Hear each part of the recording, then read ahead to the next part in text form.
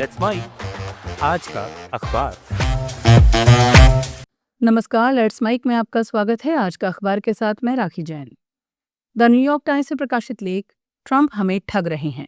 इसमें लेखक अमेरिकी राष्ट्रपति डोनाल्ड ट्रंप पर तीखा राजनीतिक और नैतिक हमला करते हुए आरोप लगाता है कि उन्होंने राष्ट्रपति पद का इस्तेमाल राष्ट्रीय एकता की बजाय निजी लाभ और राजनीतिक ध्रुवीकरण के लिए किया है। लेख की शुरुआत अमेरिकी लोकगीत the land is your land के संदर्भ से होती है, जिसके जरिए लेखक अमेरिका की साझी विरासत, लोकतांत्रिक मूल्यों और सामूहिक पहचान की बात करता है। इसके विपरीत वो ट्रंप की राजनीति को एक ऐसे नेता की राजनीति बताता है जो देश को जोड़ने की बजाय मैं और मेरे लोग की सोच को बढ़ावा देते हैं। लेखक का मुख्य आरोप यह है कि ट्रंप ने अपने समर्थकों को ही आर्थिक रूप से नुकसान पहुंचाया है।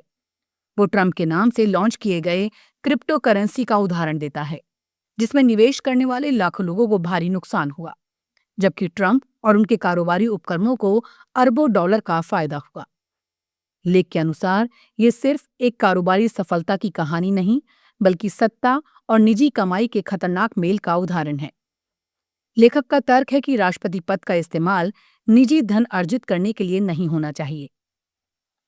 संपादकीय शैली में लिखा गया लेख आगे बताता है कि ट्रंप लगातार राष्ट्रीय अवसरों और आयोजनों को भी राजनीतिक रैलियों में बदल रहे हैं।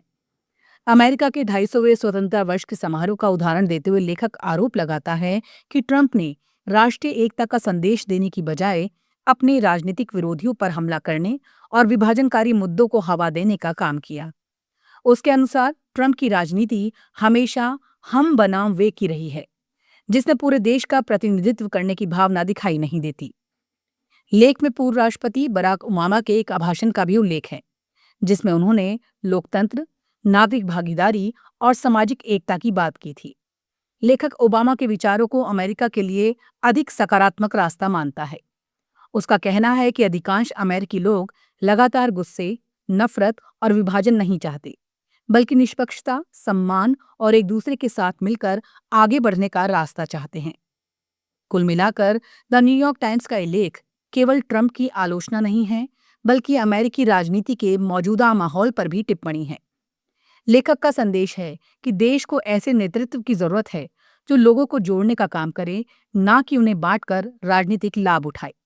साथ ही वो विपक्षी डेमोक्रेटिक पार्टी को सलाह देता है कि वो ट्रंप के उकसावे में आकर अतिवादी प्रतिक्रिया देने की बजाय जनता के सामने ये मुद्दा उठाए कि ट्रंप ने सत्ता का इस्तेमाल किस तरह निजी लाभ के लिए किया और देश की एकता को कमजोर किया। लेख का मूल भाव यही है कि अमेरिका की ताकत उसकी साझी पहचान और लोकतांत्रिक एकता में है, ना कि व्यक्ति पूजा और राजनीतिक ध्रुवीकरण में। द गार्जियन में प्रकाशित संपादकीय अप्रेंटिसशिप पर नया सोचने की जरूरत, युवाओं को काम की दुनिया में प्रवेश के बेहतर अवसर मिले। इसमें ब्रिटेन की अप्रेंटिसशिप व्यवस्था की कमियों पर चिंता जताई गई है। लेख का कहना है कि विश्वविद्यालय नहीं जाने वाले लाखों युवाओं के लिए अप्रेंटिसशिप रोजगार और करियर की शुरुआत का सबसे महत्वपूर्ण माध्यम है, लेकिन पिछले कुछ वर्षों में इस व्यवस्था का लाभ नए युवाओं की बजाय पहले से नौकरी कर रहे कर्मचारियों को अधिक मिलने लगा है। इससे उन युवाओं के अवसर घटे हैं जो पहली बार काम की दुनिया में कदम रखना चाहते हैं। संपादकीय के अनुसार 2017 में शुरू की गई अप्रेंटिसशिप लेवी योजना का उद्देश्य कंपनियों को नए प्रशिक्षुओं को अवसर देने के लिए प्रोत्साहित करना था, लेकिन कंपनियों को धन खर्च करने की अधिक स्वतंत्रता मिलने के कारण उन्होंने इस राशि का बड़ा हिस्सा अपने मौजूदा कर्मचारियों के प्रशिक्षण और उच्च स्तरीय पाठ्यक्रमों पर खर्च करना शुरू कर दिया। परिणाम ये हुआ कि 16 से 24 वर्ष आयु वर्ग के युवाओं के लिए अप्रेंटिसशिप के अवसर एक दशक में लगभग 40% तक घट गए। आज बड़ी संख्या में ऐसे लोग अप्रेंटिसशिप कर रहे हैं जो पहले से उसी संस्था में कार्यरत हैं। लेख सरकार के हालिया कदमों का स्वागत करता है, जिसमें 2029 तक हर वर्ष 50,000 अतिरिक्त युवा प्रशिक्षुओं को जोड़ने का लक्ष्य रखा गया है। साथ ही नियोक्ताओं को युवा अप्रेंटिस रखने पर आर्थिक प्रोत्साहन देने की भी योजना है। गार्जियन का मानना है कि यदि सरकार वास्तव में युवाओं की बेरोजगारी कम करना चाहती है, तो उसे प्रशिक्षण बजट का बड़ा हिस्सा नए प्रवेशकर्ताओं के लिए सुरक्षित करना होगा।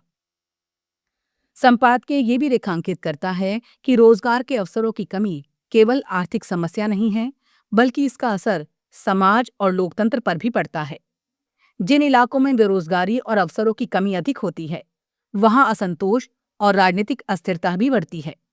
इसलिए अप्रेंटिसशिप सिर्फ कौशल विकास का कार्यक्रम नहीं, बल्कि युवाओं को आत्मनिर्भर बनाने और समाज को मजबूत करने का साधन है।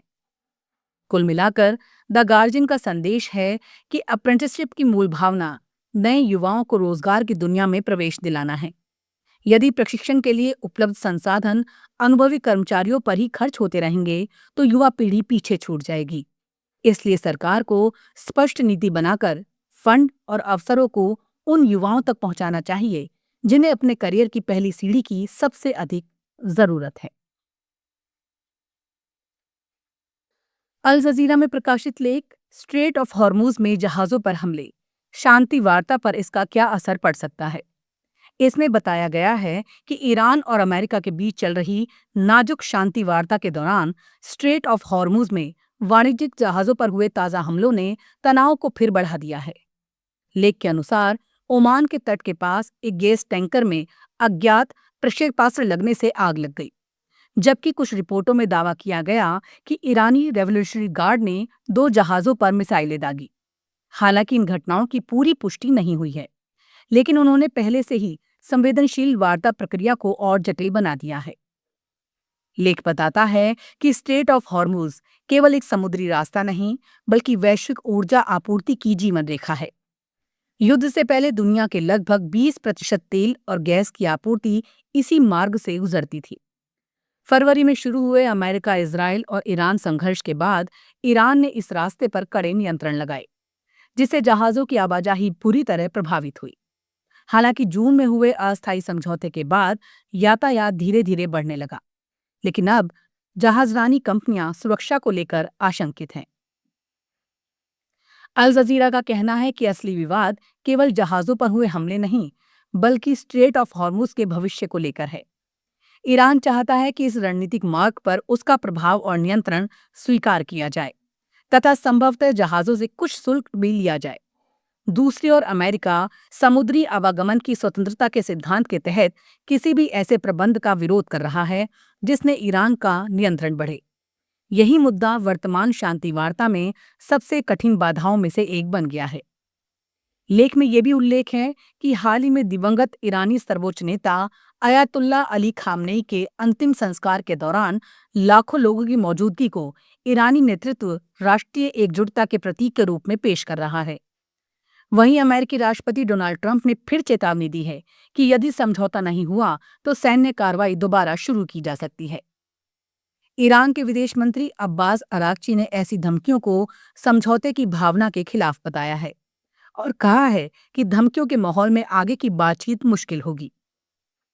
कुल मिलाकर अल जजीरा का लेख बताता है कि स्ट्रेट ऑफ हॉर्मुज आज केवल समुद्री व्यापार का मुद्दा नहीं रह गया है, बल्कि ईरान अमेरिका संबंधों, क्षेत्रीय शक्ति संतुलन और वैश्विक ऊर्जा सुरक्षा का केंद्र बन चुका है। जहाजों पर हुए ताजा हमले इस बात का संकेत हैं कि युद्ध भले फिलहाल रुका हुआ हो, लेकिन स्थायी शांति अभी भी दूर है। लेख का मूल संदेश है कि जब तक हॉर्मुज को लेकर स्पष्ट और स्वीकार्य व्यवस्था नहीं बनती, तब तक शांति वार्ता पर अनिश्चितता और तनाव का साया बना रहेगा। आज का अखबार में फिलहाल इतना ही। जुड़े रहिए लेट्स माइक के साथ। नमस्कार।